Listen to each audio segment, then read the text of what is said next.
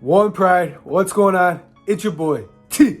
Back at it again with another episode of Talking with T. Let's get into it. Let's get after it, man. In today's episode, we're going over the game plan on how the Detroit Lions will beat the Minnesota Vikings on Sunday. So let's dive right into the video. First of all, we got to establish the run game. What's a run game? We haven't had a run game since Barry Sanders has been here, right? But we got to establish the run game, and we can't get away from it. When we're down 3, when we're down 7, when we're down 10, and it's early in the game, when it's the first quarter, the second quarter, or the third quarter, man, you can keep pounding the rock. The fourth quarter is when you really got to start ramping it up a little bit if you are down. But we got to keep that time of possession stat up here, and we got to keep their time of possession stat down here if we want a chance to win this ball game, man.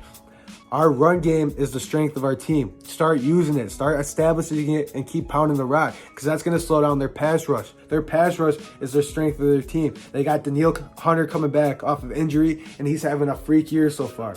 And they got Everson Griffin. We all know who Everson Griffin was. He was on our team last year. He's got 2 sacks in the first quarter of the season, man. And when they can get after Jared Goff, that's where Jared Goff struggles, right? That's why you got to keep pounding the rock, because that's going to open up the play-action pass game, and that's going to slow down their pass rush, and that's going to give Jared Goff time to go through his progressions and see that Hawkinson's covered by 2 people, that Khalif Raymond's covered, that Cephas is breaking open over there on a drag route. It's going to give him time to see these plays develop if we can establish the run game. And you got to take advantage of opportunities, man. When it's 3rd and 2, when it's 4th and 1, you got to turn around and hand the ball off to Jamal Williams or DeAndre Swift, whoever's the hot hand. You got to ride that and let them pick you up the first down. Let Jared Goff force a ball that's a 5-yard out route that's going to be an incomplete pass, and we turn the ball over on downs because we weren't handing the ball off and we didn't establish the run game. We had to establish the run game, take advantage of opportunities. That's a recipe for success on offense. The recipe for success on defense, man, is the same thing. We have to stop their run game. And if you can stop their run game and get them in obvious pass situations and pin your ears back and get after Kirk Cousins is the same way as Jared Goff. He struggles against pass rush. He struggles under pressure, right?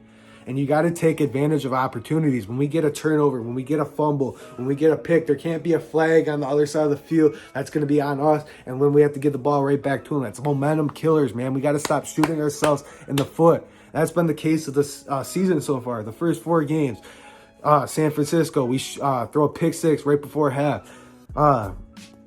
Green Bay, we're up 17-14 at halftime.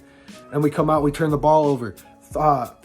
Week 3, we give up a 4th and 19, and they win on a 66-yard field goal. Last week, man, we just kept shooting ourselves in the foot, kept turning the ball over on offense, man. If we cannot stop shooting ourselves in the foot and take advantage of opportunities, I'd like to see what our record is now. I'd like to see what a complete game of Detroit Lions football is without turning the ball over, taking advantage of the other team's mistakes, and establishing that run game. I guarantee you the Lions will be 1-4 this week if they could do these things. But it's a lot easier said than done, especially when we're going to be down Frank Ragnow and Penei Sewell on the offensive line. That's why you got to establish the run game and do not let them get you in obvious pass down situations, right? Because if they can do that, they're going to take advantage of these 2nd and 3rd string offensive linemen, right? So you got to establish the run, keep establishing it, keep pounding it. I don't care if it's not working. If it's going to be working, because Minnesota does struggle against the run. Keep pounding the rock, and that's the strength of our team. Do not get away from it. And here's a little rant I got, man. Stop rooting for the Lions to go 0-17. Stop rooting for the Lions to have a top 5 pick. Stop rooting for draft picks all the time, man.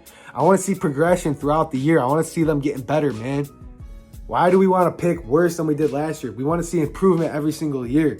That's how you see a rebuild. You don't go backwards to start rebuilding, man. And it's just annoying that I see so many fans root for mediocrity year in and year out. I know the Lions haven't given us much to cheer for, but it's our team, our one pride, one heartbeat. We should be rooting for this team to go 17-0, 15-2, to win the division. Start upping the standards a little bit. Stop rooting for a top 5 pick. Why do we want the offseason to be more exciting than the season?